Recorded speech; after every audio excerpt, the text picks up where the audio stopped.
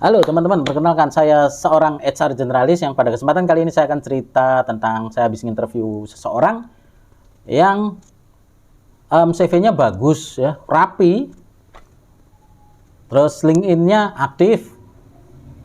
Tapi ketika masuk ke interview itu seperti setelah 20 menit itu kayak kok anak ini kosong banget ya. Saya juga nggak tahu kenapa.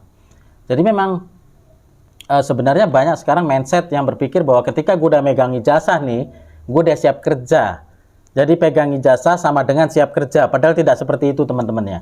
Karena sebenarnya banyak juga yang harus diasah, yakni seperti misalnya bangun skill nyata, kemudian ikut project-project kecil yang menunjang dengan apa yang menjadi interest kita. Terus kemudian bikin portfolio yang bagus, lalu di save di digital, akan jadi digital yang baik. Terus kemudian latihan interview itu juga ada latihannya teman-teman. Jadi skill public speaking di situ dibutuhkan. Jadi kemudian yang terakhir adalah pahami tren industri itu sendiri. Ketika Anda di F&B, pahami tren industri di F&B, atau di retail ya Anda harus memahami. Tetapi yang perlu teman-teman tahu bahwa hari ini di tingkat pendidikan kita yang paling dasar pun sebenarnya banyak yang tidak diajarkan. Apa saja yang tidak diajarkan di dunia pendidikan?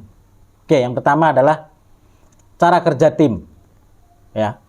Terus kemudian cara adaptasi dengan cepat.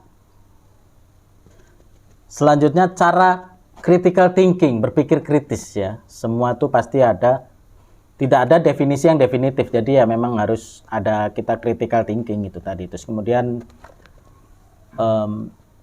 problem solving, dan ini paling penting ya, problem solving, cara atau memberi solusi yang nyata, gitulah kira-kira teman-teman ya. Jadi teman-teman kalau yang baru mulai mau interview harus banyak-banyak try hard, play hard gitu ya, untuk berlatih bagaimana interview itu sendiri. Karena itu interview itu setahu saya 30% yang paling sangat must be menentukan gitu teman-teman.